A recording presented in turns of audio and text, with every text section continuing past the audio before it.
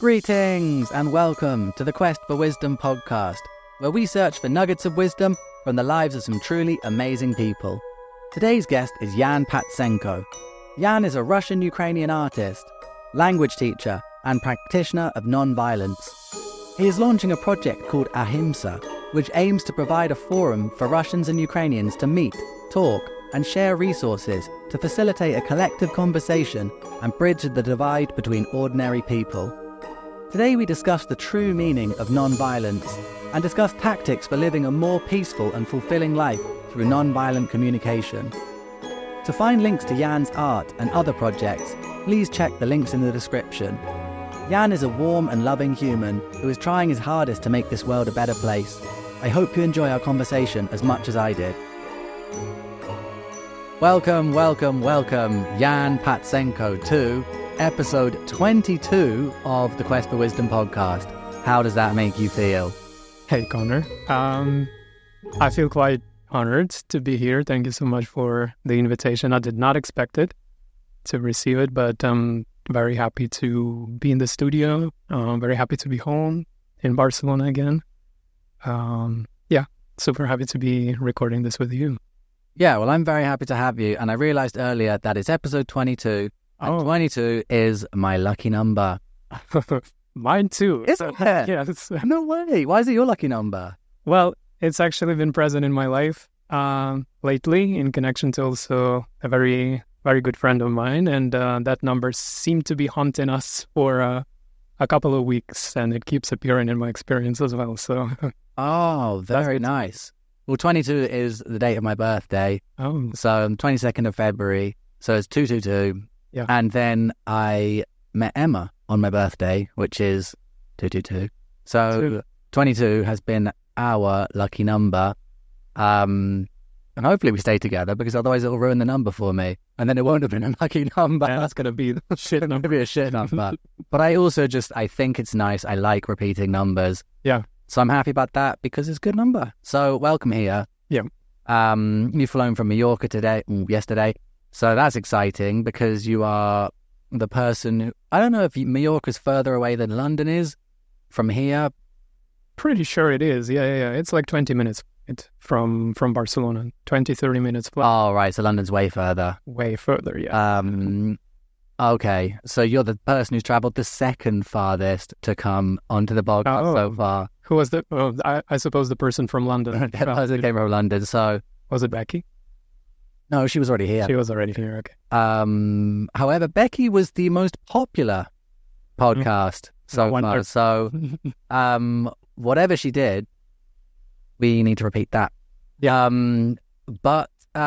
You are an artist. You are a teacher. You are a practitioner of non-violence, and you are also a human.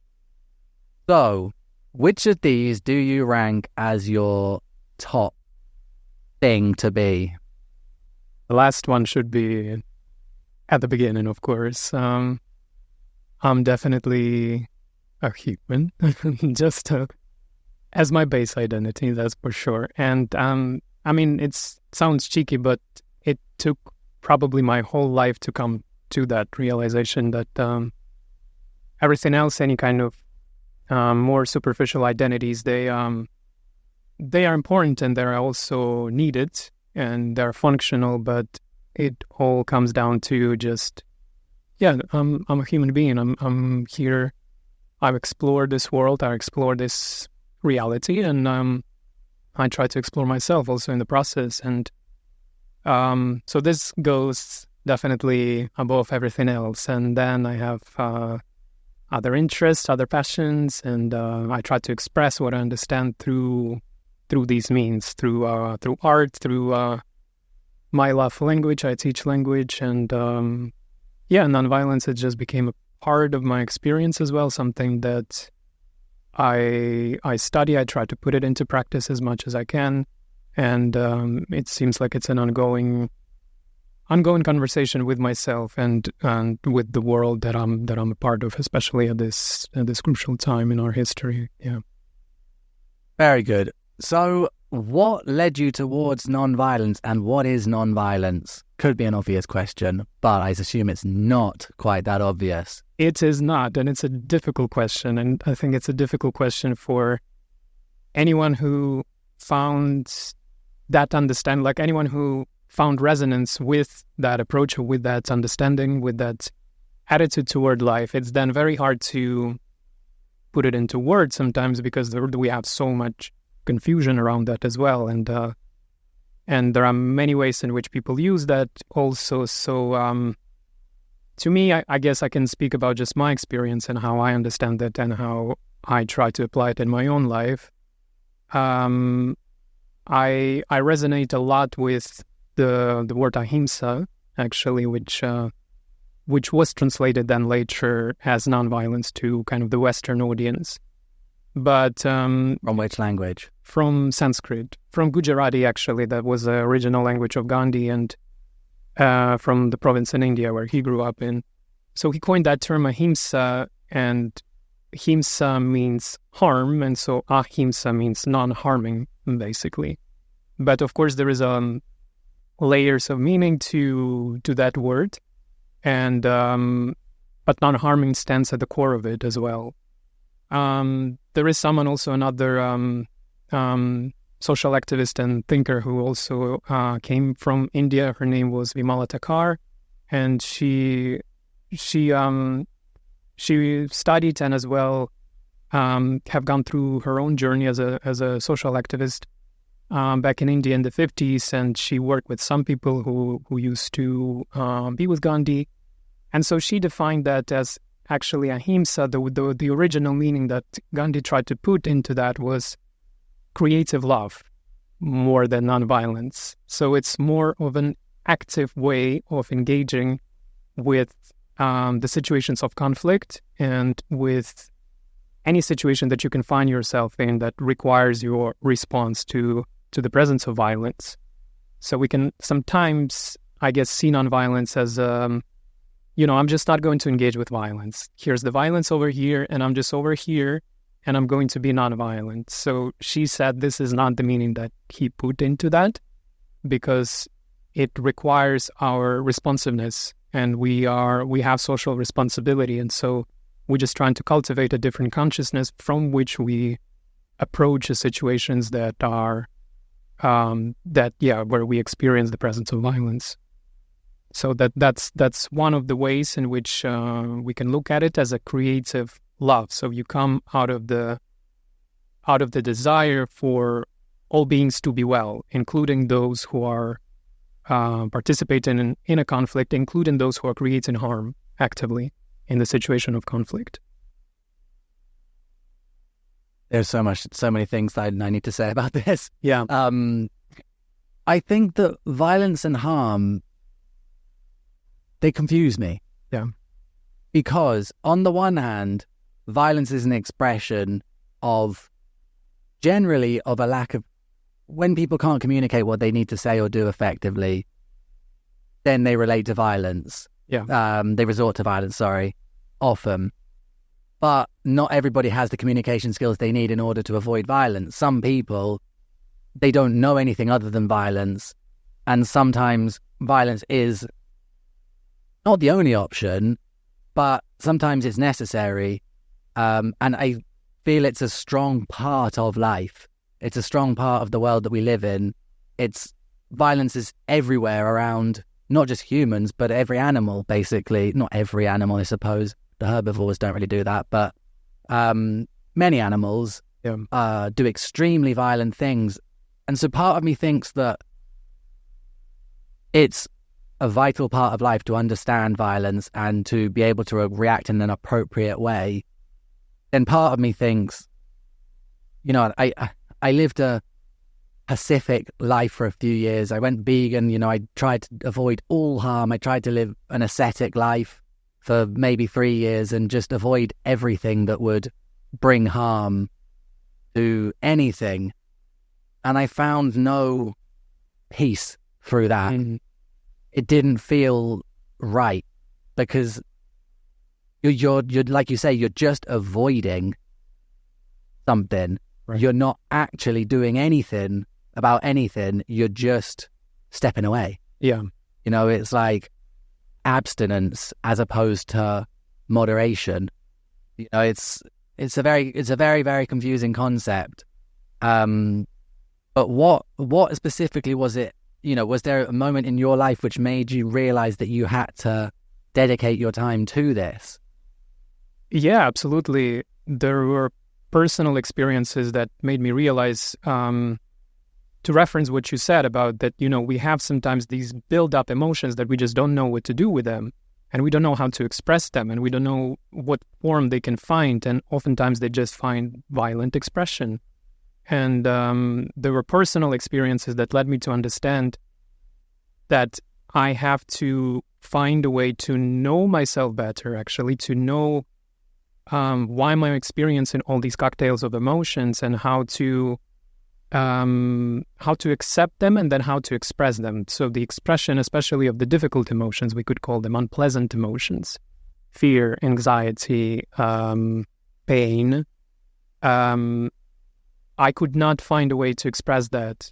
And so that was one of the reasons why I started to be interested in nonviolent communication, first of all. It came through a friend of mine, very kind of synchronistically. I did not expect that to be a part of my path, but I've connected to a friend of mine who was offering that at some point, and he studied that as well. And he just wanted to offer this workshop that is dedicated to nonviolent communication. And that happened, and I joined that, and that happened, like his offering happened after a personal crisis that I had in a relationship where, it was a meaningful connection to me that broke apart, and it broke apart largely because I did not know how to communicate. I did not know how to honor my own boundaries and the boundaries of another person. And so there was a lot of just tension and conflict and difficulty, and I did not know how to handle that. I did not know how to be in the presence of conflict in a very healthy way because, as you said, it's a part of life, right? I mean, you said violence also a part of life. I would just probably make my own remark is that conflict is a part of life, definitely. Violence may not be necessary, but engagement with conflict and having the skills of how to do that is crucially important to be a human being in this world, and at this time especially. So when I found NVC, or when NVC came into my life, nonviolent communication, it just made this very clear, very simple point that your emotions, they are ambassadors of your needs. So every time you feel something that is pleasant or unpleasant emotion, if you feel a pleasant emotion, that's because your needs are met in that point, whatever those needs are. If you feel things like anxiety and fear and pain and whatever it might be on the unpleasant spectrum, that's because there are some very important needs of yours that are not being met. So you listen to them, and then you trace them back to those needs, and you try to understand the complexity in which they manifest in you. So that was, for me, very simple and very useful tool to have in order to understand myself better, but then also to start to express myself as well, and in my relationships.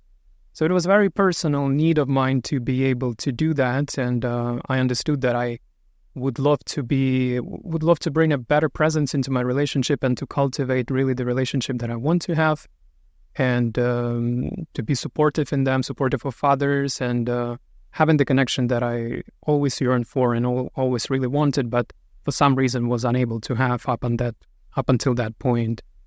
Not in all of them, but in many of them. And so that was part of the path that led me to it.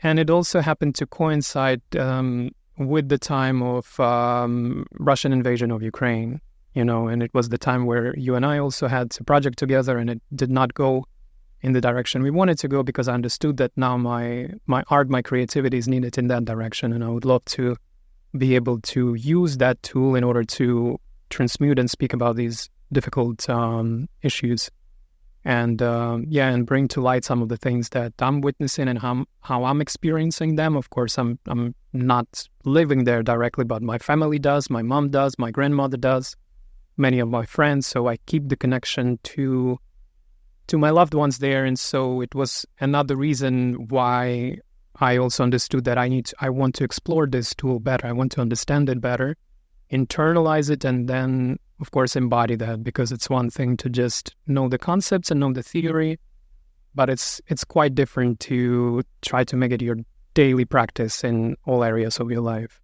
So eventually I made that commitment with myself and and started to go deeper and deeper into that understanding, and I can see that it's a lifelong journey and commitment as well.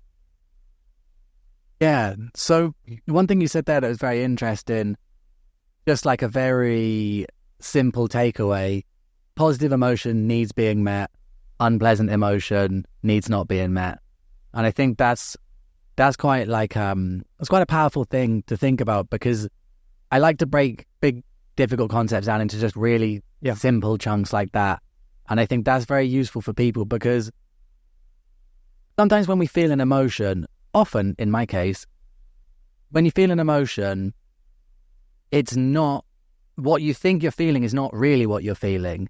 Like, you're feeling anger, maybe, but that anger is not because you're angry about something. It's because you're upset about something. Yeah. Or, like you say, you feel unappreciated, or just a load of other emotions like that. And then they turn into anger.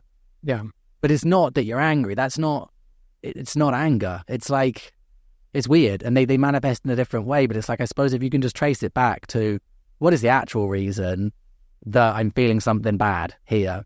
And then it's often like quite a few core things: not feeling loved, not feeling respected, not feeling appreciated, basically. Yeah. They're like the main things that cause most negative emotions, is only very simple things. It's something that I started trying to do with myself, is always trying to trace it back. And then at first it's really complicated, because it's like there's loads of barriers up your ego and everything that just makes it take ages and ages. Yeah. Like, when I'd have an argument with someone, it would take me like weeks sometimes to figure out why I was pissed off and to understand that probably I was in the wrong, but then when you practice it, you actually do get better. And then maybe it only takes an hour now, or like, hopefully eventually it can take like a minute. When you're like, wait a minute, I've been in this situation before. I probably am in the wrong. How am I in the wrong? Yeah. Why did I react badly to this? I reacted badly because of this reason. Actually, maybe I should just apologize and move on.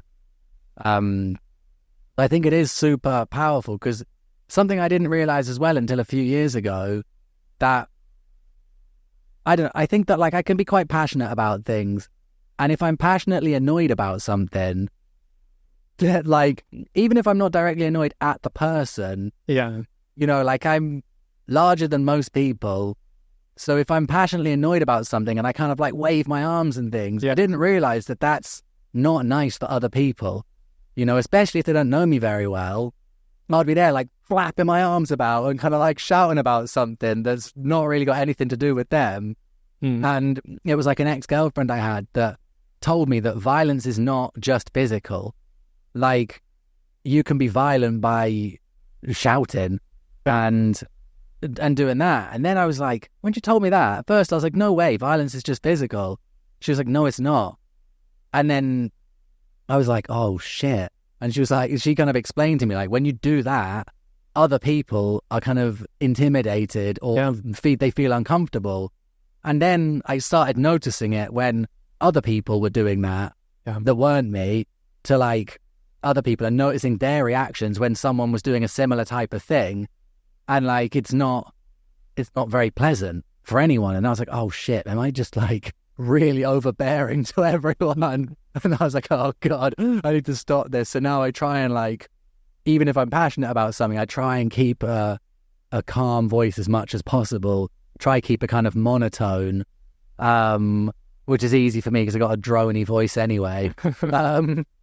And I try and just be like that, so that then once I got a little bit better at that, I realized, wait a minute, you can basically have any conversation you want, even uncomfortable ones or passionate conversations, so long as you just try and keep your voice at a steady, calm pace without raising the volume or anything. And then you can basically solve all problems that you need to just by talking, by being really slow and really calm, and then not allowing the other person to mirror you. Because if you start mirroring each other. Yes. And now then I start realizing when there's certain people that can't do that are also in this like passionate, flappy stage, that I don't want to engage with them because I'm like, it's a total waste of time. And I realized that that's probably what people thought about me. Just don't want to engage in any sort of conversation like that because it's just not nice. And I was like, oh shit, like, why has no one told me this for 28 years of my life? I've just gone around just pissing everyone off. Yeah. But oh well, here we are. We're living third. We are all different, of course, in our expression, right? So for some people, it's very natural to be more calm in their expression, you know, and less emotional on a maybe like outer level, yeah. But I think in any case, it's important just where we are coming from and what is the energy from which you speak, because that shows a lot. And as you said, of course, this violence is not just like a physical harm, but it can be emotional harm, it can be mental harm, it can be any number of things, and you can be violent in all of those ways toward another. So every time, of course, when there's like this explosive energy and we direct it at another person and we blame them for how we feel, they will experience that in their own bodies. Their body will shake, like you will tense up, you know, and you will get into this like defensive state because you want to protect yourself from that energy, even though the person is not touching you or not doing anything harmful to you physically. But it's, especially if people are sensitive enough to that, you can like feel it really in your body, how your body tenses up because it says, okay, I'm under attack. So, it's nice to just become conscious of it at some point, you know, and then see how we can still be connected to our passionate nature, but find expressions that are also considerate of how other people receive it and of different levels of sensitivities of everyone around us. Yeah, it's a mega interesting topic, and that's why, like, when you mentioned to me when we were at Iwana's birthday, like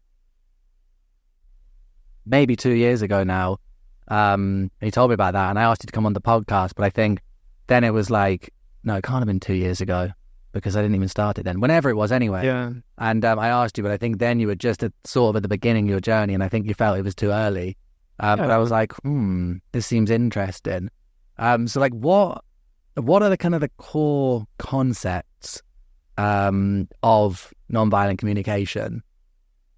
Yeah, nonviolent communication is a tool, is just a part of the whole holistic approach of nonviolence. But for me, it was the window, I would say, or the doorway through which I entered it, and then I understood, okay, wow, there is so much space to just explore, and of course, such a rich history as well of all the people who have dedicated their entire lives, everyone before us, all the generations upon generations who brought that spirit into the world and who shared that understanding and who, through their own life, embodied that and brought that to how we live together. But then we see nonviolent communication is one element, and Marshall Rosenberg, he was a person who came up with, or crystallized, I would say, that understanding, because he was pretty much also interested in how do we come back to what he knew was our compassionate nature, what he knew was our like goodness at the core of who we are as human beings. But then how do we practice that? And when we look at other people and we don't see that behavior, don't see that goodness being reflected in the behavior, what do we do about that? So he spent also quite a lot of time to kind of going through what other people thought about that, what they said, and tried to explore and then crystallize that to a very simple, what he called 4 steps of nonviolent communication.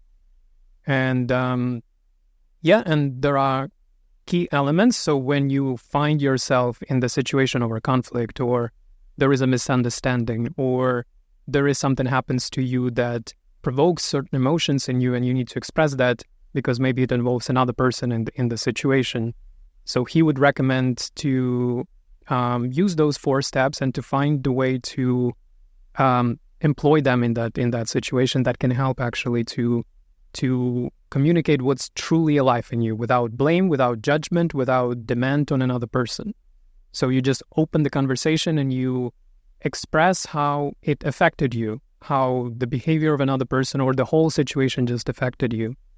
And so the first step in the 4 steps is observation. You just make an observation about the situation without judgment, without blame, without your interpretations.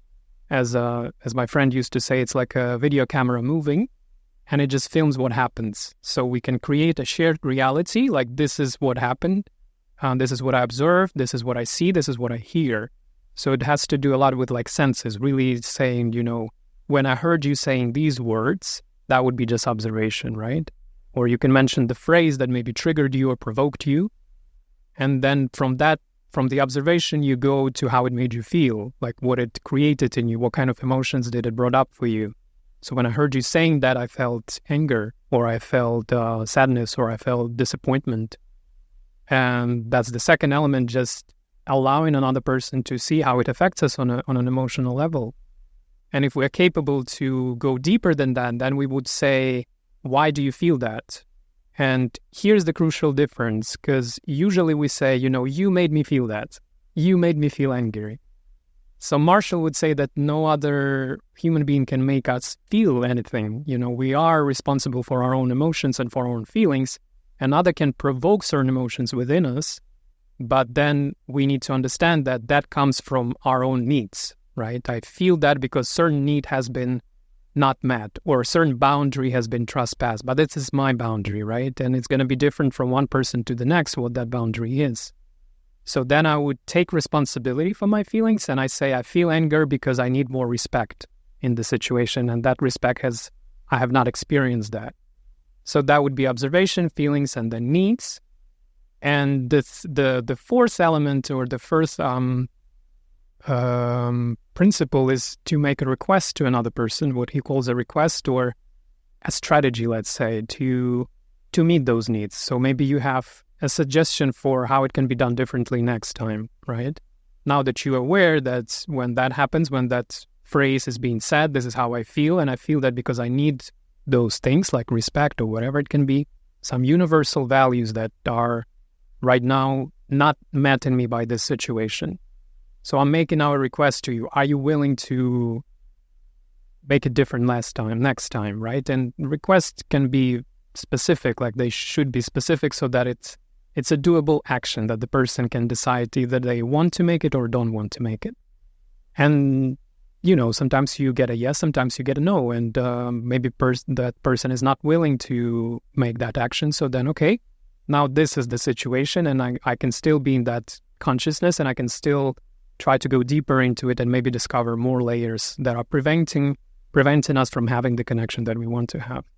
So it's designed by intent to bring the connection between two people when there is a situation of some kind of break in the communication or break in the in how we experience reality, or so it's employed for that purpose, to recreate the connection. And you start by taking responsibility about how you feel in that situation and what you need, and being very clear about what you want to ask from another person, and then being open to what they say back to you. So very simply, this is the approach. Yeah, so it's observation, feeling, need, request. Yeah, in this order. In that order. I mean, you can then, of course, go, okay, I need a bit more respect, and because it hasn't been met, I feel a bit angry right now, right? So you can jump from one to another, and with more, it seems very robotic when you just start to practice it at the beginning. Yeah. It seems like you're just rehearsing a speech or something, but it's very useful to do that, because as I was saying before to you, we do the opposite usually. We go into what another person done wrong, right? And we give them the whole diagnosis about who they are and where they're coming from. So it trains us slowly to take responsibility for our own actions, feelings, and needs, and then how to communicate that to another person. So it might take some time. Yeah, because I've heard the first half of that before, which is like the kind of typical it's kind of like the typical relationship therapy type thing. Yeah. Where it's like, when you do this thing, it makes me feel like this, you know? So it's like, when this happens, I feel like this. But even then, sometimes, depending on the sensitivity of the person, even using the word you, exactly, yeah. I think like with keeping it active like that, I actually think in some cases it has to be totally passive. Like, when this situation arises, not your fault, but like when this situation magically arises that we're both involved in and you've started, it makes me feel like this. And it's like, you have to be even more kind of standoffish like that. But it also reminded me of, and I can't remember the name of it, but I think it was either Hawaiian or Pacific Islander. I think it's Hawaiian, and it's like got loads of O's in it. It's like Ho'oponopono, yeah. That's it. And isn't it like it was 3 things like I'm sorry, I forgive you, I love you. Is that it? There are 4 as well. There are like not 4 steps, but they have this Ho'oponopono prayer that thank you, I'm sorry, I love you, please forgive me. They might be in a different order, yeah. Yeah, which I just thought was really cool. Absolutely, yeah. Because I just imagined like the most... no, actually, I suppose The Rock is the most famous Hawaiian. But I just imagined Israel Kamikanaoli just saying that, you know, the big fat guy that died that sang Somewhere Over the Rainbow. Oh, yeah, okay. That big giant, the massive guy that had the ukulele. I just imagine him just there saying that in his nice, sweet voice. And I'm just like, oh, that's pretty peaceful. I mean, I know that Ho'oponopono prayer like that, I think it has been popularized in the West, but actually the Hawaiian tradition has a huge reconciliation practices that are designed also specifically for the situations of conflicts, and that they have a rich tradition that offers similar tools, but it's based in their indigenous understanding as well. But a lot of it has to do with also taking responsibility for your own part in conflict and not jumping into another person.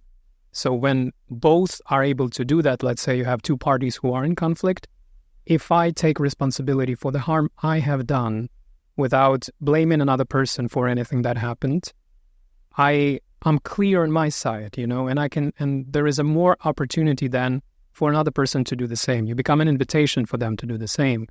Maybe they're not willing to at this point, but eventually it might create the conditions that will be conducive to that, we both take responsibility and then see that, maybe there are things that need to be repaired, you know. And so out of that taken responsibility, eventually, naturally arises the solution to the conflict, whatever it can be. But it has to do a lot also with like telling the truth. Okay, I have done this. I am sorry for that. I was not aware of my actions at that time, or different motives drove me into this situation. Whatever it could be, you know, but we stay in the eye in the whole process. We don't go to another person. That's a job of another person or another party to take responsibility for themselves. Yeah, and I think that in itself is so powerful, because all you can control is what you do. Yeah. And when I first started trying to do that, to take like ownership, I kind of switched from one extreme of assuming that everything was everybody else's fault to assuming that everything was 100% my fault. Yeah. And so then I'm like analyzing every single thing I said and did. And at that time I was in a terrible mental place anyway. So like I was being a bit of an arsehole to everyone anyway, and had been for a long time. And so I was like analyzing every single sentence basically that I ever did, which was exhausting. And then finding fault in everything that I did, which then just like puts you in this big hole the whole time. Yeah. But then I started doing less things wrong because I was learning, but it was just a really, really horrible process. But then it's like, you then, like I mentioned earlier, you just start getting quicker at like, okay, what have I done wrong here? Like, this probably was me. Like, and you're finding out, okay, yeah, I have done a little bit wrong here, but as has the other person, you know, this takes 2 to tango in most cases. And then finding out those little things like, okay, this is a repetitive thing that I've done. But it also reminded me of, I don't know if you're familiar with Jocko Willink. Yes, yes, of course. So he's like sort of a controversial character because he's like a Navy SEAL, and not everybody likes the fact that he's a Navy SEAL. However, in terms of his personality and the type of person that he seems to be, like I find that with famous people and podcasters and all this, I find it difficult to believe anything about anything ever, that anything is said. I find it just difficult to believe anything because it's all bullshit and propaganda. The only thing you can trust, I think, is your gut instinct about a person. Is that person trying their best to be good and make a positive impact, or are they tainted and corrupted and trying to harm, either consciously or subconsciously? Yeah. And he gives me a good feeling. I think he's a genuinely good person, and I have a lot of respect for people who have extreme levels of discipline. I think it shows strength of character. Whether or not that this is the complicated thing about violence and war and all these things, is that they exist and they will always exist, and people have to go and fight in them. There's never, I don't think, will ever be a stage in human existence where there is no war and no suffering and no death, unfortunately. So it's a really complex, horrible situation that there are people that are in armies and there are people that go and do these things. That's why he's controversial. But I try and just kind of like, what can I learn from this character who has a lot of experience in crazy situations? So that's what I take from it. And I read one of his books called Extreme Ownership.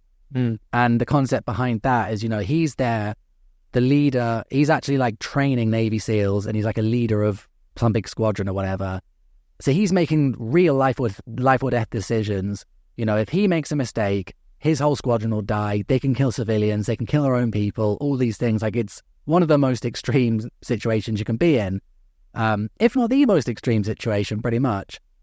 But he has this concept, extreme ownership, which is basically if something goes wrong in your area that you're involved in, that's your fault. If you're the leader, it's 100% your fault because you are in charge of these people. So if one of them makes a mistake, it's your fault for not checking that mistake, or it's your fault for not teaching that person better, or it's your fault for hiring that person in the first place. Like every single thing that happens within your team that you're in charge of is 100% your fault. And at first that's pretty scary. Like, with my friend, we've got a couple of companies and we have employees and stuff, and sometimes they make mistakes and I get pissed off, and I don't generally ever show that to them. But then I had to start changing my thinking. Okay, they're making a mistake. We're not doing something right. And it's quite a strange concept that someone else is making a mistake, but you have to take the responsibility for it. But it's empowering because it means that you have the power to not make those mistakes, and you can actually change something, as opposed to just being like, oh, boo-hoo, all these other people are making mistakes and they're impacting me. It's actually empowering. It's like, this is my fault. What can I do to make it to make this not happen again? What can I do to improve this situation? It's the same in life. I spent few years stuck in this victim mindset where, I'm like, oh, boo-hoo, this is so bad, my life's so bad, and all this kind of stuff. But then ultimately, I realized, wait a minute, I can just make it not like that. I can just stop doing that, and I can do the best I possibly can to not be like that. And it's empowering. And then I see other people stuck again in this victim mindset, which is so easy to get into, the boo-hoo, why is life so tough type of thing. And then it's kind of like, sort your problems out. But that's not a nice thing to hear. Like like telling someone in the victim mindset to take responsibility for their actions and sort their life out is not a nice thing to hear when you're in there. But it's kind of, it's difficult. Yeah. It's a very difficult thing to do. But that concept of ownership is really, really important in the conflict resolution. Yeah, definitely.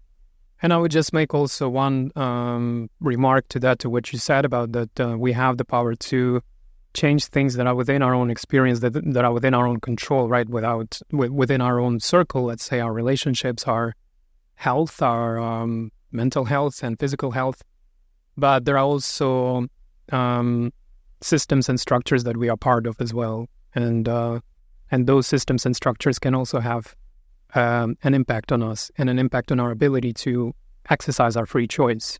So in many conditions, there are also people who are experiencing tremendous pressure from these big structures and big systems that their freedom of choice is forcefully limited.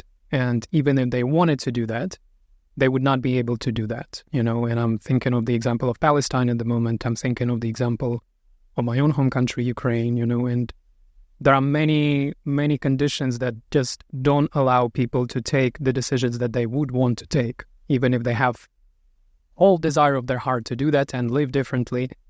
It's still the historical moment and these old patterns that run these systems that are still very much present. And so it takes, on one hand, yes, it takes like individual personal responsibility, but also realizing that you are part of the collective, and the collective action also needs to happen, and it needs to cross-pollinate, and it needs to support individuals in their desire to live freely, even sometimes when they cannot do that. So the people who live in freer parts with more privilege can do that, for them, or to support as well the desire to live and enjoy the freedom, their basic rights as human beings, and just to live in dignity. And both things are true at the same time, I think. And it's also, to me, that's very crucial to the understanding of nonviolence. The understanding that it's a dynamic work within yourself, and also within the systems and structures and these bigger structures that you are part of as well. So not ignoring that and realizing that you might either contribute to the harm being done in other places of the world, or you can actively engage with the direction that may support other people's right to live and live in dignity.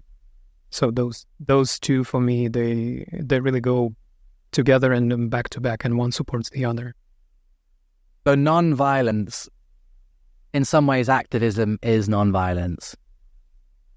Depends on the activism, perhaps. Non-violent activism. Yeah, of course. But what I mean by that is activism that is fighting for peace, or fighting against violence, is non-violence, as opposed to just not being violent.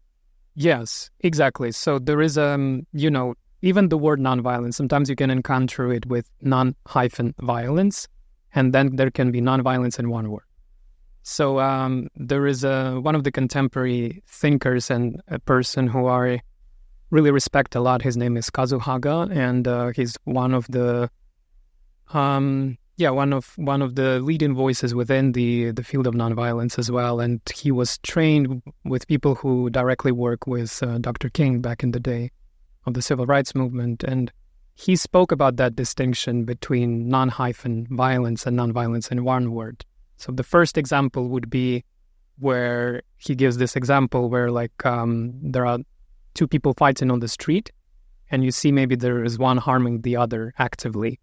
So non-violence would be, okay, I'm not participating in that, so I'm non-violent in a technical sense, right? I'm not creating violence, but you are a bystander, right? And you're watching and you are not taking any actions that can stop the violence.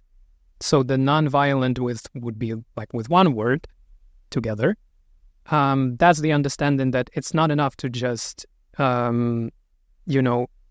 not being actively violent, which is of course important, but this is the first step, and then it takes you further. Then you have the responsibility also to respond if you able to, and each one of us knows what that response is. Like, there is no formula, there is no prescription. For some people, it is going on the streets on a demonstration. For another person, it will be talking to our local community, talking to their family member, expressing their understanding and expressing that things can be done differently and that it doesn't have to continue this way. It's a choice to continue this way, to choose the violent and self-destructive path. We can choose other ways, So that becomes an active engagement with the situation where you just it's not just that you are outside of the violent loop, but you're also trying to break it. And you cannot do it on your own. You always need support of other people, and it's always a work within communities, whatever those communities might be. So yeah, that's how I understand it as well, and that seems right in my own heart also when I think about nonviolence. Is violence ever justified? I think this one, it's a very, very deep question, and I think to me it's also at the core of how I understand nonviolence, and I think about that question a lot. And obviously the first answer that comes to mind is self-defense, right? When you are in a situation where someone is violent toward you against your own will, you did not welcome that, you did nothing to provoke that, and someone is just out of their own inner demons exercises violence against you. Then in those cases, there is a case for violence to be used in the response to protect yourself. Because otherwise you letting it happen, and you're not violent toward them, but you're violent toward yourself in that case. And it's also violence. So within NVC, that's also present as well, even in smaller situations where when you choose to communicate something that is your own truth in order not to be violent toward yourself either. Because if you ignore your own needs, if you ignore how you feel in the moment, whether those emotions are they might be very unpleasant, but if you choose kind of to swallow that, that you just redirect in that violence, and it becomes a violence toward the self, which is still violence, So we want to be in a situation, ideally, of course, where we are not either violent toward the other or toward ourselves. So that requires a lot of courage and a lot of honesty to speak up for ourselves. And I think in some situations, and the use of force, the protective use of force, there is a place for that as well. But it's at the same time, it's not it's a tragedy when it happens anyway, so it's not a reason to celebrate or to romanticize or to... There is a lot of, for example, when armies clash, right? And in a situation where the army has to defend itself or the country or the people from the invaders. In older days and in more traditional societies, more indigenous societies, when the soldiers would come back from the battles, they would take some time out of, engaging with the community again. So they would go through the process of deep healing after what they have experienced, and so then they slowly can be reintegrated into the community. It still used to be seen as a terrible tragedy that had to happen. On the other hand, too, sometimes nowadays we can romanticize and the army and the soldiers and the military and so to me, yes, I would say I see, of course, that self-defense is a valid situation where the limited use of force can be used and need to be used in certain situations. But experience, it still depends. It makes a huge difference with what kind of consciousness you engage in that type of violence. If you engage with it from the point of view, this is tragic, but I have to do it, right? But I understand that this is tragic. It's another human being. I'm not happy about harming them either, even though I see that they're not coming from a healthy place, and I have to say no to that, and I have to use my force to say that no, because the words don't make a difference at this time. So I'm protecting myself, or I'm protecting people that I love who are innocent in this situation, and with the whole understanding that the situation is still tragic. Yeah, so it's very interesting that you say that, because it brings up almost this sense within me of non-violent violence. Yeah. The violence that is necessary because it's happening, but to be violent in a non-violent way and do just what's necessary to protect yourself and your family or your society or whatever it may be. But, I suppose it's the difference between killing someone and then killing all their family and raping them or something. It's like killing them out of necessity or because that's just what's going on, or they're trying to kill you. and taking satisfaction in killing them. Yes. Which is that kind of grey, murky area. And it just reminded me of when we were at school, we studied some war poetry. And there was one I always remembered by this guy, Wilfred Owen. It's like an anti-war, not satire, but it's like irony. Yeah. And it's called, the pronunciation will be bad, but it's like Dulce e decorum est pro patria more, which is like, it's a glorious and sweet thing to die for one's country. And it's like, that was obviously the story that was told, especially in the First World War, when they didn't really have much else to go on because there hadn't been another war similar to that ever. And there'd been, the Boer War had been, 20 years or something before that at least. And they thought they were kind of going on a little holiday camp, basically. And that it was very romantic. It was so romantic. And then even with this, the Spanish Civil War, like a ton of Irish went over to Spain to fight in that, basically like thinking they were going over to do a little bit of fighting, like, fight against the fascists and all of that. And then they realized it's really, really, really horrible. It is. But it also just, one thing I always remember when thinking about war is the story that during the war, on Christmas Day, on one of the years of the war, the Germans and the British, they stopped firing at each other from the trenches and played a game of football. And then went back to the trenches. And then they had to basically realize that the people they're shooting at are not, savages. They're just random, ordinary people. Because obviously, to be able to do those things, you have to, I suppose, build this image in your head that they're monsters and that they're trying to destroy your world and all this type of thing, which is what the whole military complex is trying to do. But the individuals are not. The individuals are just doing what they're told. They're just following orders. But it also made me think of what you mentioned there about protecting yourself, but doing it in a non-violent way. It reminded me, I've been doing a bit of study about game theory recently. So like for those who don't know what game theory is, the basic concept is that everything, like all sort of negotiation and all sort of agreements, they're all a game. And they have outcomes depending on what you do, basically. And it's basically how to find the best result from some sort of generally conflict. So the way that they do it generally is a thing called the prisoner's dilemma, which is you have two prisoners, and if one snitches on the other person, they will get a reduced sentence.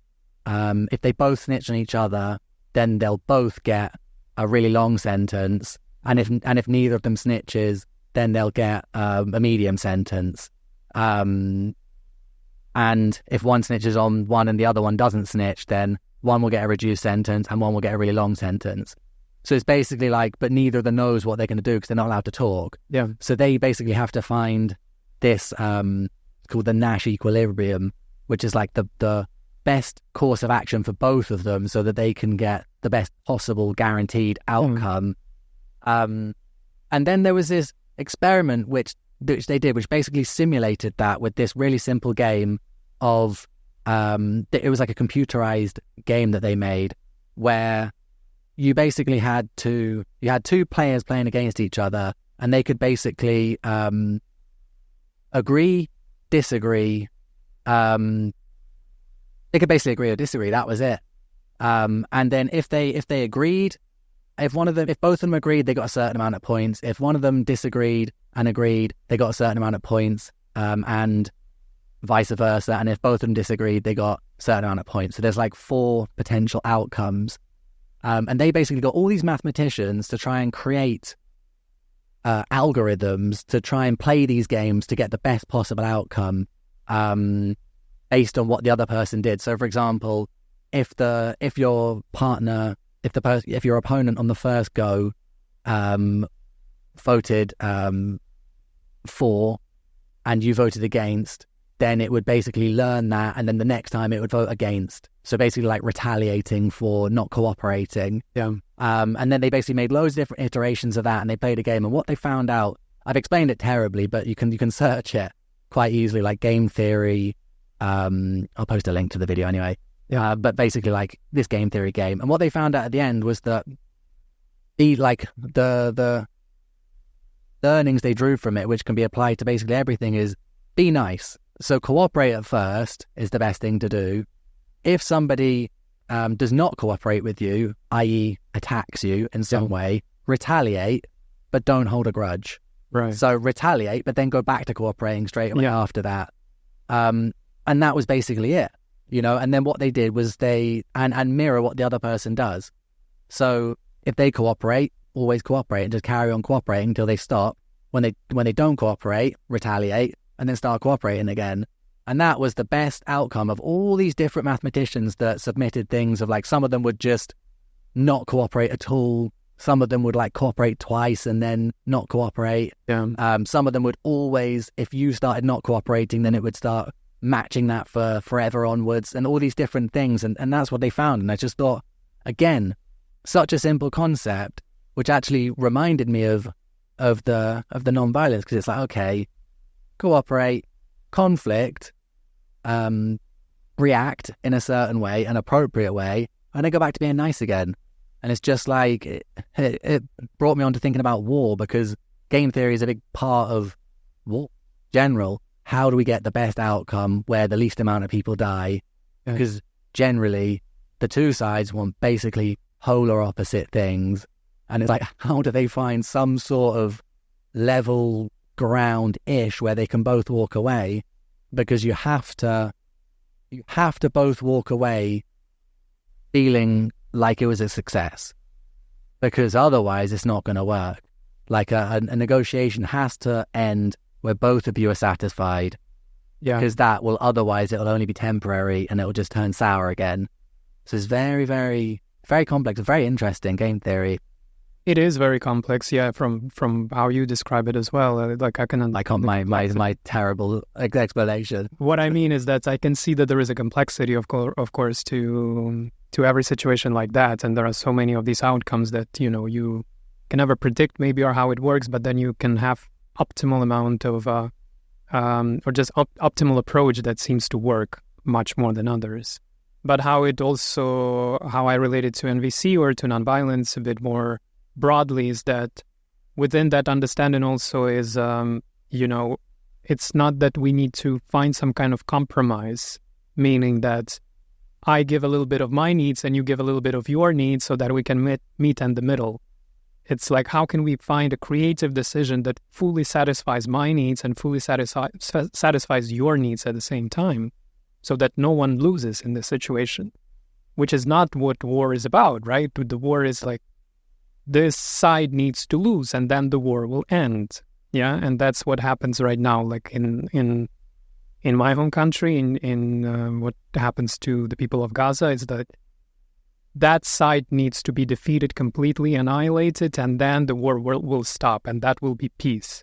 But this is not peace. This is not just peace. You are forcing another side of this conflict into submission and calling that peace.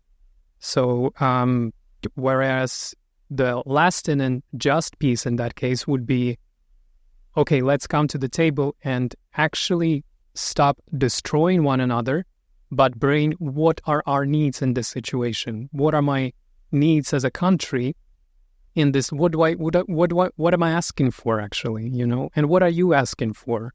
Can we find a solution in between? Can we find something that will meet that and meet this? And it might not happen overnight, but we'll be coming back with this consciousness into the conversation. Because as you say, like, of course, if I'm pushing for a solution that will only satisfy my needs, or our side, and we see you as completely as an enemy, that is not in the right to do whatever it is that you're doing, or not even in the right to have those needs that you might have, then we are, by definition, from the beginning, creating the situation where the peace cannot happen. And so there will always be these cycles of attacks and retaliation. And that's just a destructive loop, and it keeps going downwards, deeper and deeper and deeper, and more destruction happens. And what also tends to happen as well at some point, where the actions of these sides, right? They just become like mere reflection of each other. So more destruction on one side or more destructive actions taken by one side create more anger and more hatred in the other side, and then they are willing also to be more destructive toward them. So we completely lose our humanity, and we completely lose ground with what we are doing and why we are doing what we are doing. It's just total animalistic reactivity, and we acting out of impulse. And so bringing back that conversation about what are our needs, what are our values, can we come back to those universal values that do unite us, and see how we can approach our differences while we feel the connection on those levels that are much deeper than those things that separate us and those things that define us as two sides, let's say. Yeah, it's finding those needs and balancing those needs on such a large scale. It blows my mind about these people, how it's no wonder they can never reach a decision, because it's so complex and the stakes are so high that, like, no wonder these negotiations take like 5, 10, 20 years, because it's absolutely insane. Like, first of all, it reminded me of this book, which I would 100% recommend to everyone, called Never Split the Difference, by this guy, Chris Voss. And he was an FBI hostage negotiator. So, like, again, ultra high stress, high risk job, where generally is dealing with like kidnappers and bank robbers and all those type of things who are taking hostages.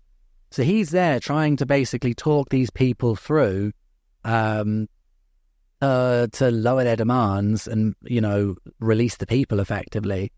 But it's called Never Split the Difference because what you mentioned before about compromise, the compromise is terrible because it means both people walk away feeling hard done by because it's a cop-out. It's the weak way out, It's like you need to find, like you say, a creative solution to the situation, which in the case of war is just unbelievably complex.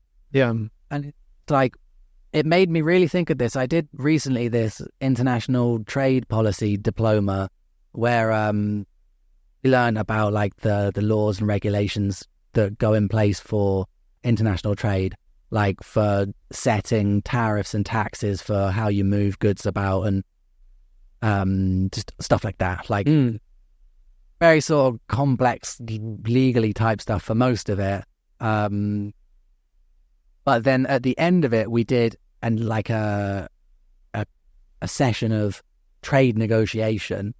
So there was 3 parties involved, and the exercise was that we were basically trying to set up our own shop within this shopping center, and each of us had our own needs, which were like, one person needed to be in a specific location, one person needed a specific price, one person needed like specific temperature or something in their shop, and we all had like all of our different needs that we had were all ranked based on how important they were. So it was obviously trying to simulate real life.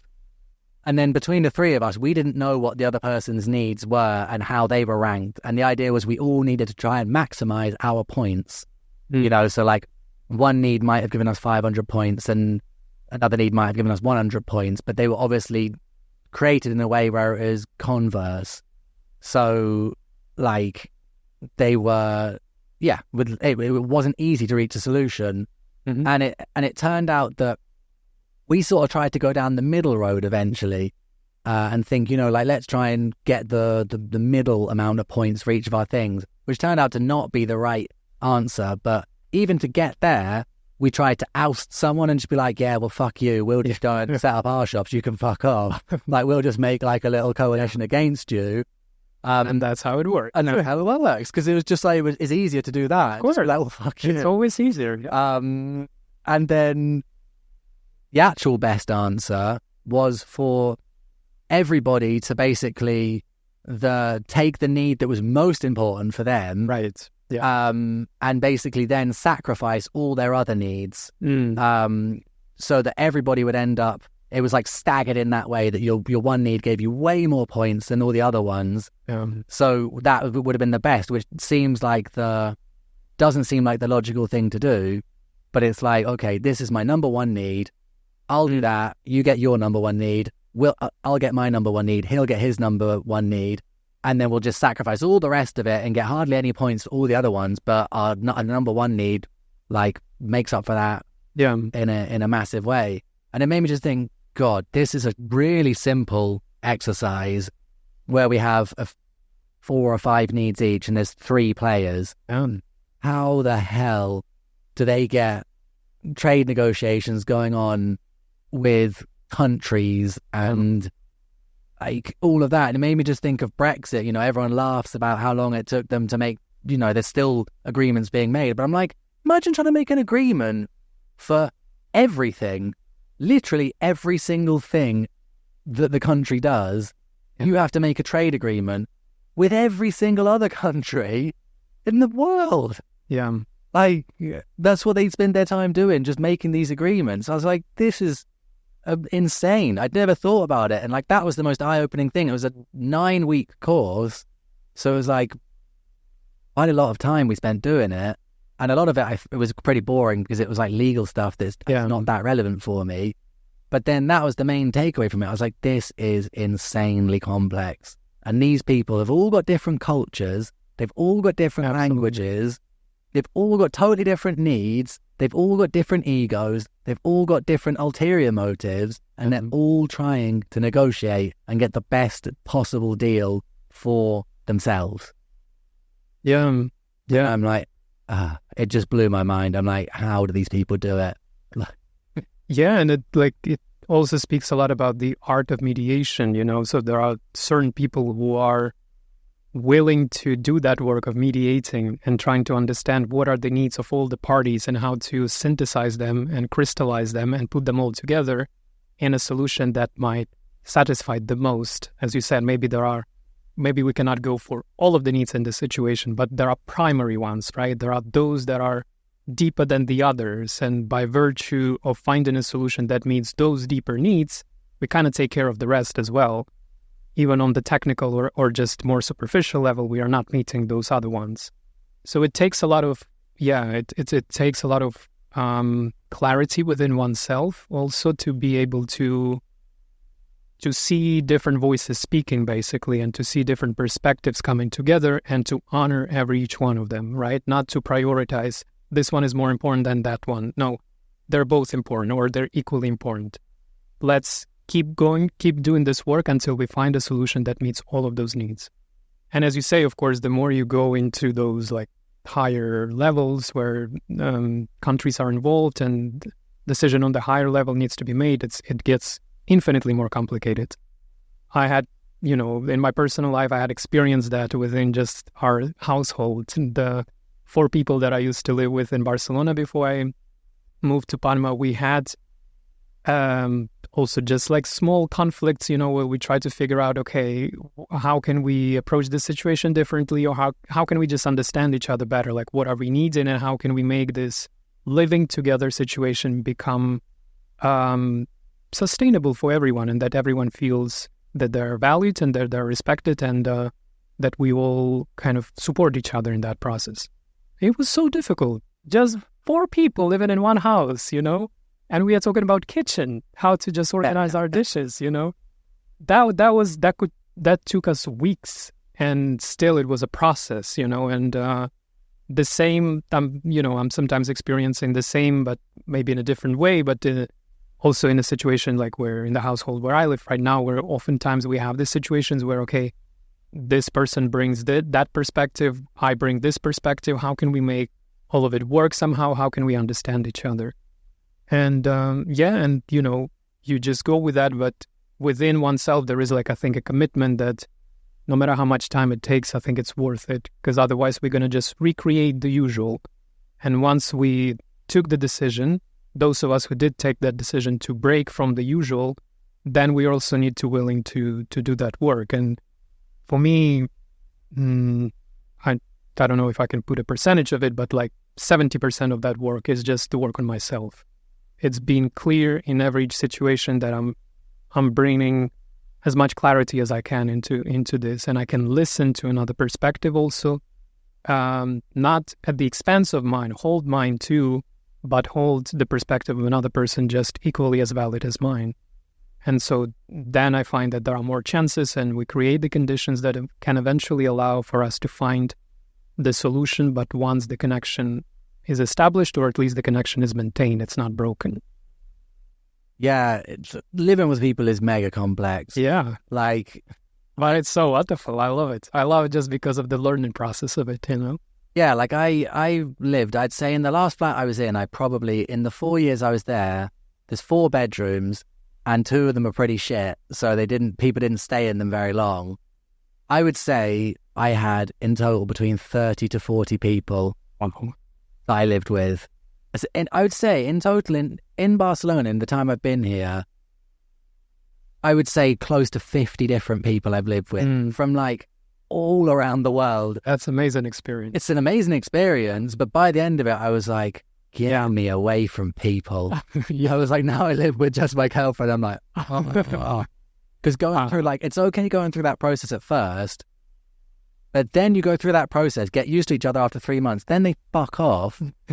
And then you're like, and you start over this over again. Yeah. I did get better at it. I got way better at communicating.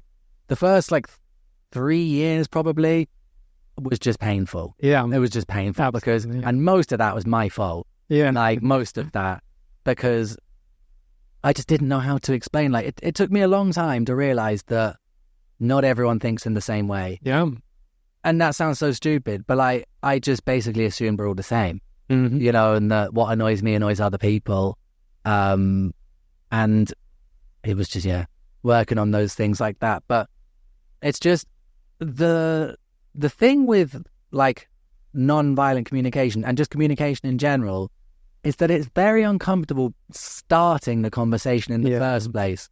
Like if it's with a loved one or someone you care about or a friend or anything, having those awkward conversations, because it's basically like, little small things will annoy you, and then they'll build up and build up and build up. And what often happened, and what used to happen in my case, was that when I was drinking alcohol, I wouldn't have any normal conversation about anything. Then when I was drunk, I'd just release it all.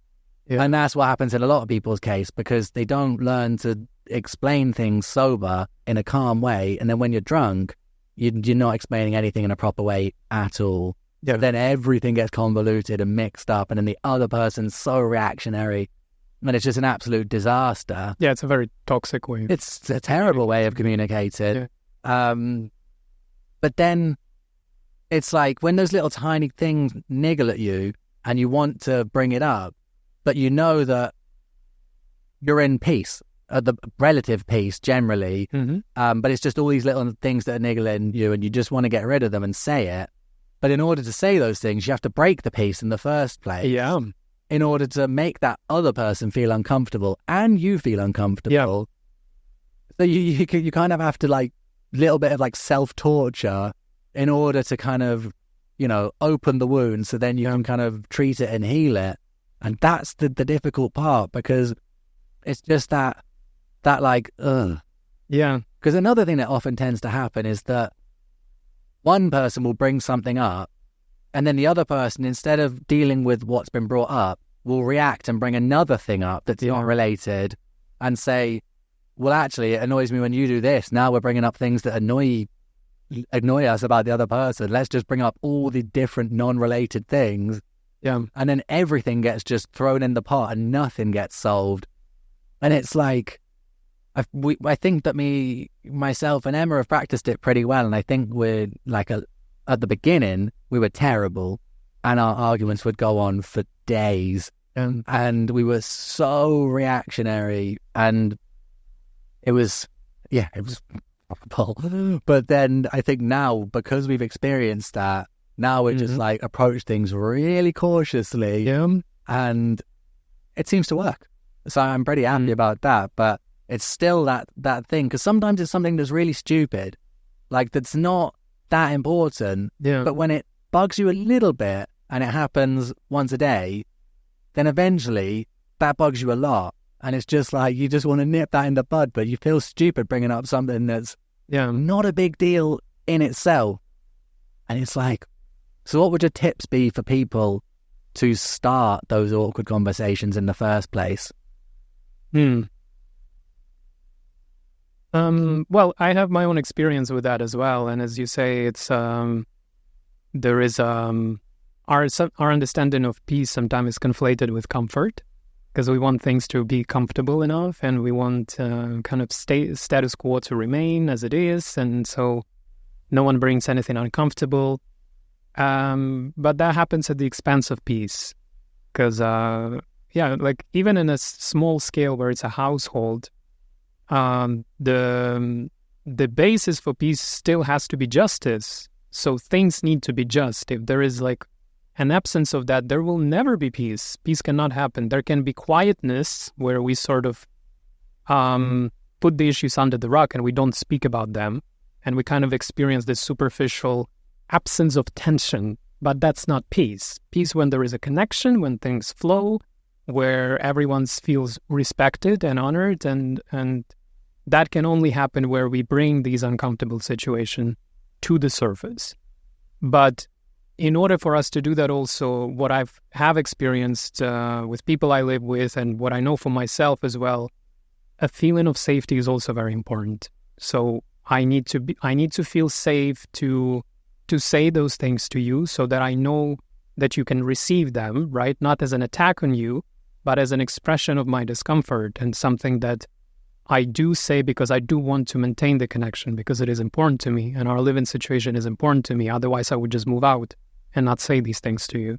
So the very fact of me bringing these things up is that because I seek improvement, and I seek more, eventually even more comfort, right? But that has to come through facing the discomfort that is present, either within me, within you, or just within the situation. So we do that, for example, with people that we live. We commit, and most of the time, like this week, it didn't happen because it was a very dynamic week, but we meet twice a month, every Tuesday. So we dedicate time where we just sit down and we talk about the issues that we are experiencing maybe, or someone wants to bring something up. And with the intention to just open the conversation, and so we can listen, and then we can share as well, and and create that connection, out of which maybe there is a need for solution, or a need for adjustment, or a need for taking other decisions. So then out of that like collective conversation, something usually comes up. And so creating that, it's a simple thing, but it also takes commitment, right? To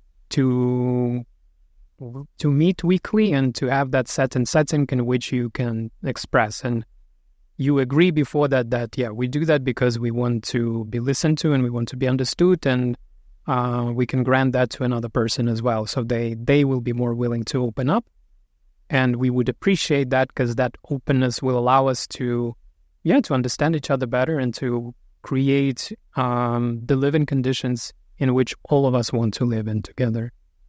So it also a process, of course, and as I'm saying, sometimes it doesn't happen also that we can find time, or some of us cannot find time.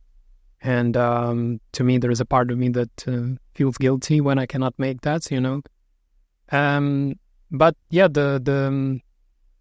it helps a lot. It helps a lot to just have regular conversations and regular time where we can be in that connection to each other, and and bring things up to the surface as well. But it's a practice, and I also had experiences where that was not very smooth, and my communication was also very awful, or I would just be in a very reactive space as well, and I didn't know how to actually touch my needs. I would just react out of anger or frustration or irritation, and instead of just acknowledging that, you kind of just throw that energy into another person, and it burns them, and so of course it immediately destroys any connection and any kind of healthy expression and sharing of our experiences. I think that opening up that space is, like you mentioned, really difficult but valuable if you can do it. I I had to learn that by nature, I'm a very direct person, and certain cultures that works really well with, but certain cultures it does not. Yeah. Like Spain and Latin America, for example, they do not deal well with something being directly said to them. Same in Ireland. Like they beat around the bush and, they kind of go around the topic. And it took me a long time to realize that I and judge your audience a bit, and like think, okay, if this person is an especially sensitive person, maybe I shouldn't directly say to them this, whereas I would kind of rather someone was direct with me and doesn't make me have to try and guess what they're talking about. Yeah. Because otherwise, to me, it sends mixed messages.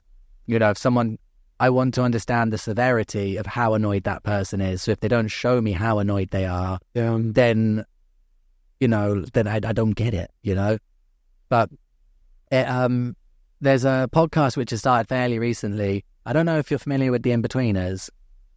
No, it does not ring a bell. So The In-Betweeners, maybe like 10 years ago or something, was a British comedy series, basically about these young teenagers in school. And it's like really British, like really crude. I think it's absolutely hilarious, these four friends. Like, I would give it a watch if you want. It's like, okay, it's one of the best, I think, British comedy series that have been out. But anyway, one of the characters from it, what's his name? I don't know I can't remember what the actor's name is. Maybe James.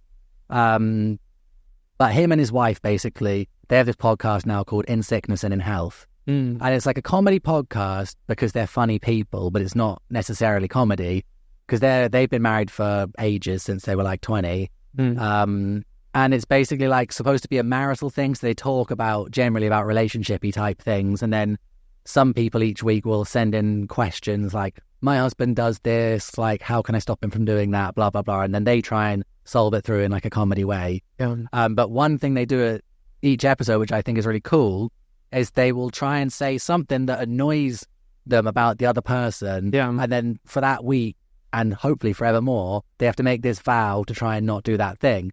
And I'm like, I kind of want to introduce that to me and Emma, because I'm like, if you just had the space each week to say because they're usually little stupid things, but it's like, if you could just say like one little stupid thing each week that please try not to do that, and then it became sort of a funny little thing, then it's just like, that'd be sweet, because after a year, that's 52 annoying little things that you can try not to do, and then you'd be way happier overall.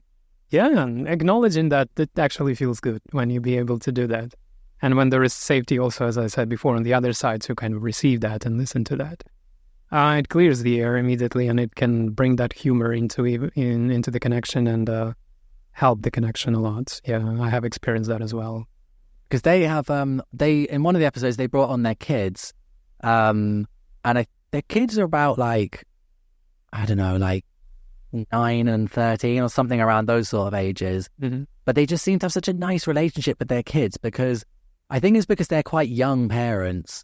Like they probably I think they had their kids by accident really early when they were like 21 or something. No. But so then it means they're probably only mid-30s now themselves. So they're still really young. And so they don't treat their kids like kids. Yeah. They treat them sort of like young friends.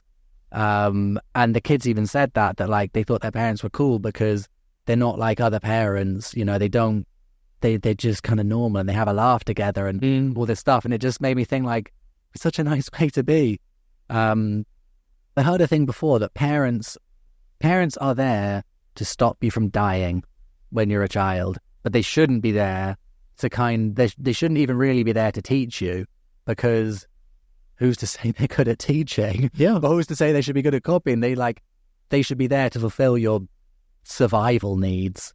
Yeah. And the rest should really be for the child to kind of figure out. And obviously you can stick them in different opportunities and throw opportunity their way and everything like that. But like, try not to impose yourself upon them, because you might not be a very good person yourself to be. Exactly. You might not be a good role model. And so, yeah, I just thought that it was really nice. So shout out to, I think it's James Cartwright, something like that, and his wife. I've listened to loads of episodes, can't even remember their names. But anyway, they know who they are, shout out to them. Yeah. So explain a little bit about where you're living now and what it is you're doing there. I took a decision to move to Mallorca. So I do live in Palma at the moment. And to me, it came as a desire to break away from the kind of comfort zone that I've managed to create here in Barcelona. And I don't know, I just had that instinct in me that this big cycle is closing of the life that I've lived in Barcelona, and it was 10 years.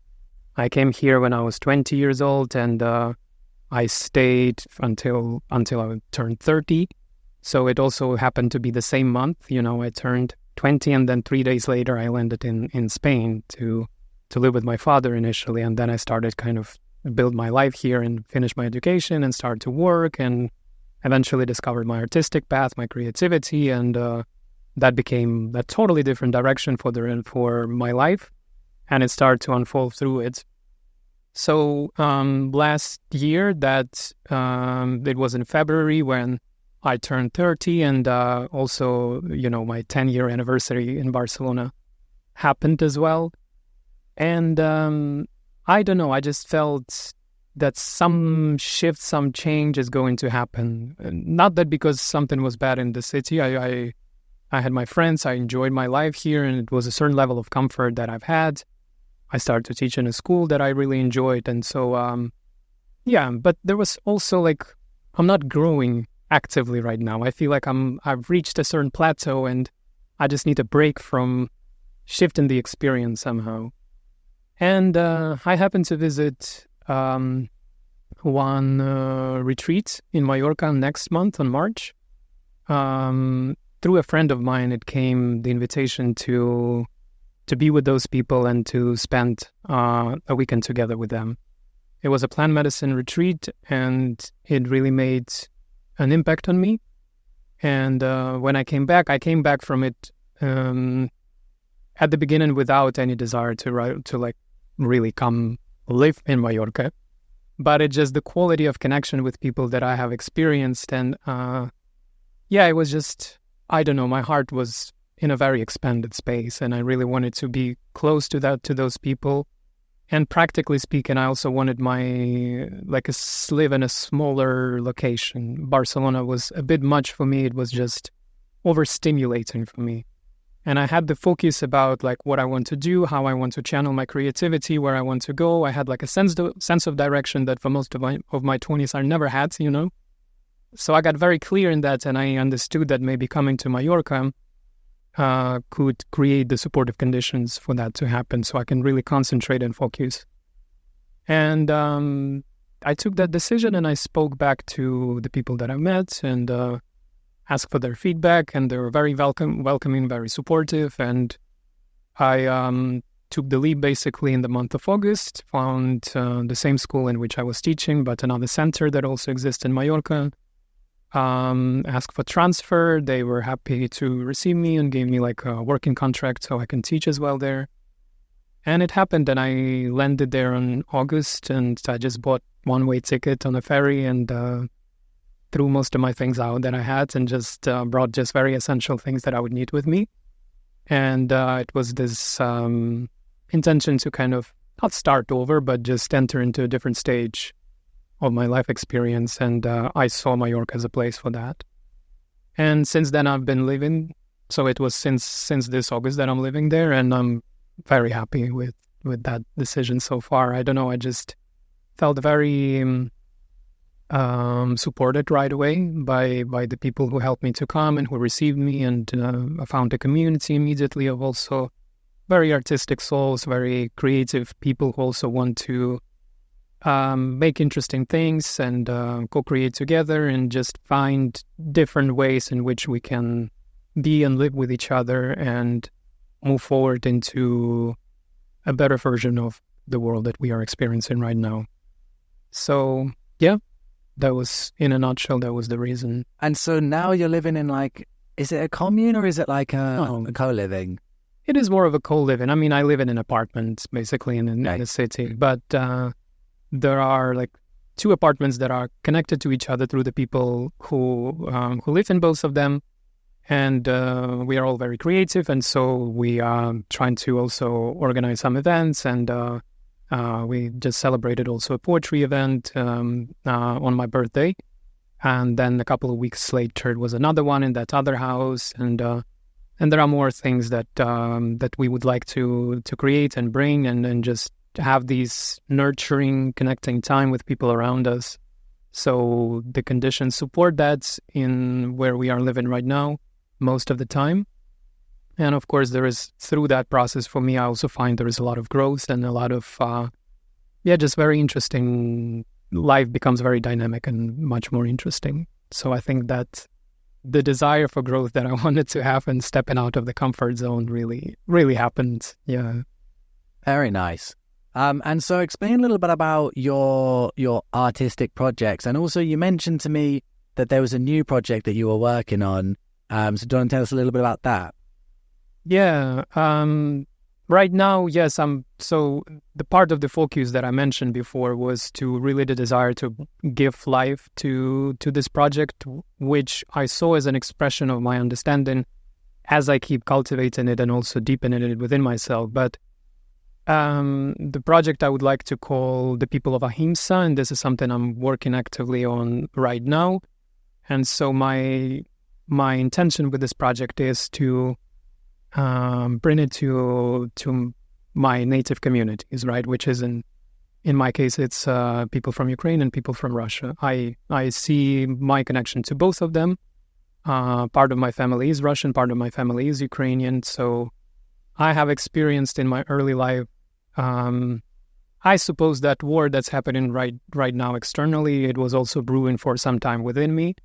And I also had that the identity crisis that was unfolding in me for some time before I realized that there is a way to integrate both parts, to feel whole within myself, and to see that I don't actually need to choose. Like I can honor all of those parts, and also through my life experience, I've managed to connect, or the life helped me to connect to much deeper parts that are also before that and much bigger than just those two identities. But in any case, there was a point in my life where I have experienced that inner reconciliation, that the inner struggle within me just stopped, and I did not have that identity crisis or that hole within myself that I lived with for a very long time. And that happened, I think I started to experience that around the year 2019, And then, of course, there is always a room for more self-understanding, but there was definitely a shift, like a healing shift that did happen in me. So then what arose, what I always carried since then, was a desire to somehow to be of support to others who might go through a very similar process, because I understand if I look back just in my home country, my home countries, I can see that happening with a lot of people. And there is a great deal of lostness right now in all of this polarization, and we should be this and not that. And so with this project, what I want to bring is to create space for people that we will be able to have these very honest conversations, and where I would love to be able to hold space also for difficult experiences, because I'm here still. I understand how privileged I am to live in a country that does not experience war, and I do not experience it directly. But there are people who do, and so I want to be very gentle with that and just allow them also to have the spaces where they could express how it is for them to live in that situation, and for 2 years at this point, So this is one part of it, that I want to create community spaces and talk to Ukrainian people and talk to Russian people, and then eventually, if the conditions allow us, to maybe to bring two groups together so we can very honestly talk to each other, and and find just a different way of seeing one another that is not contaminated by these enemy images that the propagandas of both countries are creating back and forth, And this is something I would love to do, and it's like it really is something in my heart that I want to bring forward.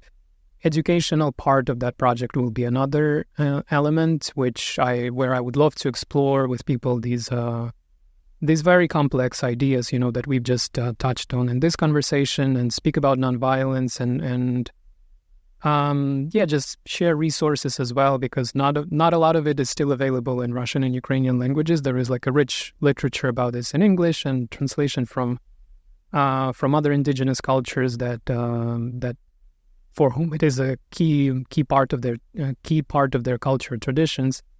But there is still like a gap or lack of that as I experience it within Ukrainian and Russian context. So I think a lot of just the violence that people use is just because of the lack of the resources, or the lack of knowing other alternatives, or seriously considering them, or just having like collective conversation about that. So that's something I would love to bring and network a little bit, and also connect different voices that are already speaking out about that, because there are many people in Russia, many people in Ukraine who of course want to choose a different path. And it would be very nice if we were able to bridge that gap, that divide between the people, between just ordinary people, or like artists, community leaders, anyone who's in a position to use their voice to advocate against war and against violence, or peace rather, or for justice and for different solutions that might arise after we manage to connect to each other, and leave behind all of these ideologies that driving that violence also. I think that can be another part of it that can be helpful to many people. And so I'm in a process of considering how to make all of those elements work together and how to offer it. But I will be taking steps in that direction in the coming month. And once I'm ready, I will be able to offer that, and to those who would be interested to come on this path together, just to leave that door open. And whoever wants to step into it, I will be grateful and honored to provide support to the extent that I can. Will this be an online platform?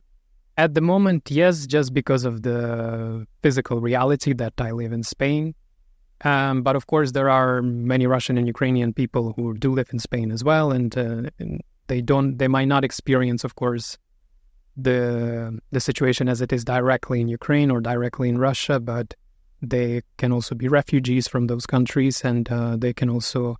It still affects all of us. Like, we have family, it's still difficult to read the news, to see what's happening, to see the destruction not stopping, So everyone needs support in this situation, and I would love to start, of course, online, but then if there is a possibility to create physical spaces, that would be much more fruitful, I think, and much more impactful if we can actually meet together and be able to have these sessions of very honest conversations, and be able to listen to each other, to hold each other pain and difficult experiences, and create spaces for the release of any difficult emotions, and then generate some kind of solutions that might arise from just this collective field that could potentially bring us on a different direction together.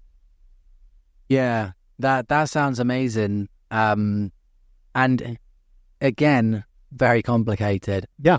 Like, I've spoken to a couple of Ukrainians recently, and one of them, because we were just asking about, like, what are their thoughts on Russian people in general? And one of them was quite extreme and said basically hates all Russians, which to me is not very useful in general. And the other one said, well, he's kind of torn because on the one hand, obviously, you can't tar everyone with the same brush, but as far as he was concerned, anyone that was staying there and, keeping operating a business in Russia, or basically having anything to do with the Russian regime, as far as he was concerned, if they're not actively fighting against it, they were the problem.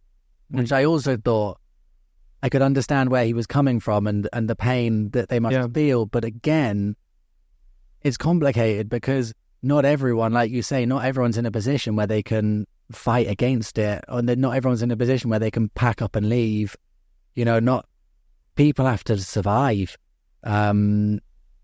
It's like really hard. And I think that as a platform like that, where it's just to humanize it again. Yes. Just to humanize it and for people.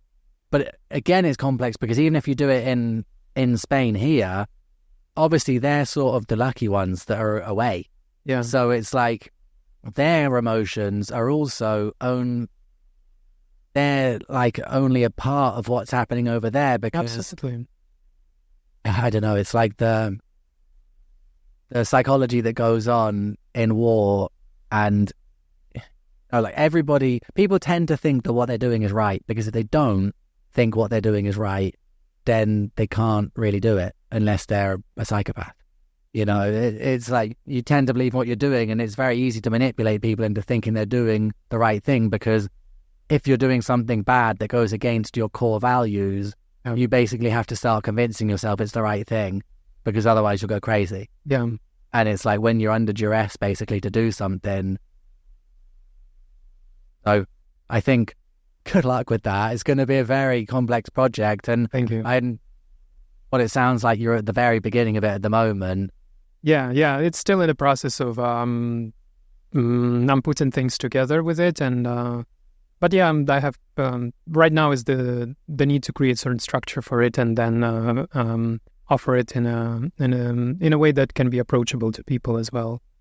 And I will see how much time I need still for it before I can offer it. But this is something that I want right now my creativity to be focused on, and this is where a lot of my I would say inner calling to do that comes very alive in me right now. Yeah, I think that hopefully by the time this podcast is released, then I'll have some links that I can post. Yeah, that was my idea as well, maybe, that by the time that can happen, I think I already have things in place, so then people can find that easily. Yeah. Okay, so we're going to have to start wrapping up soon, but I have a couple of questions first. First of all, for people that are interested in what we're speaking about today, nonviolence and nonviolent communication, which resources can you recommend to people as a starting base? I think starting with nonviolent communication, it's a good doorway into that whole world. And because it has immediate effects, it just helps you personally to bring more clarity into your relationships, just connections that are meaningful to you, to your loved ones, to your workplace. And there are ways in which that approach can be tailored to a workplace, to romantic partnership relationships, to friendships, to whatever can be the social context. But it's always the same backbone that stands in the middle of it. So just Google in NVC, nonviolent communication. There are many resources. There are YouTube videos that can explain what the 4 steps are and how to use them. There is a CNVC website, which is like official website that honors the legacy of Marshall Rosenberg, who created the 4 steps and just came up with this methodology. And there are people offer trainings as well in nonviolent communication through that platform. So just coming to NVC, and then I think people will feel, if they resonate with that, where do they need to go? Because for each one of them, it will be different. There will be your own version of what you understand nonviolence to be, and the way you apply to your own life, and how uniquely you will make it your own. So I think that's the beauty of it, and it leaves a lot of space for just your own exploration. But I've started personally with just discovering the methodology of nonviolent communication, and then practicing through it and working with that, and trying to take in my baby steps into making it work in my own life. And from there, it just keeps branching out, and you keep finding people who will support you on that path, and you will find maybe teachers or tutors or coaches who will help you also to put it into practice. Okay, amazing. And finally, as is customary on the Quest for Wisdom, I ask my guests for their words of wisdom. So Yan Patsenko, what are your words of wisdom for our guests? Words of wisdom. And I never tell people in advance. Yeah. So would that be like recommendation for future guests or? No, so sometimes I rephrase it. Some people like to, if it's either words of wisdom in general, or it can be advice to your younger self. I like that. I like listening to people more than just giving advices. But I can, when it comes to myself, of course, the advice to my younger self, I think this would be something I would love to do.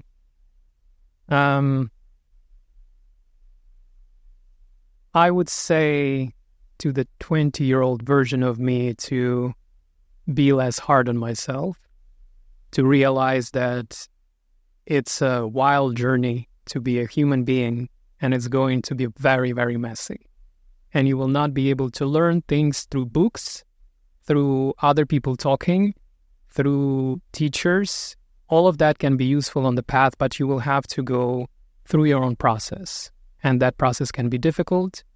And at the end, or at some stage of that process, you might feel a lot of regret or how the certain trajectories went. But there is also an ability to embrace everything that happened and embrace and accept and bring love of your heart to all those parts of you that were ignored, that were kept silent, that did not know how to find their voice, how to be expressed, or that were suppressed by the actions of other people, and it felt unsafe to express them. So that acceptance I would just love to extend to my younger self, and a lot of love and a lot of just understanding that nothing went wrong. Everything happened as it should have had. Those are some amazing words, Yan. Don't be so hard on yourself. Life is messy. Yes. For people listening out there, don't be hard on yourself. Life is messy. And I have one final little gift for you. Oh.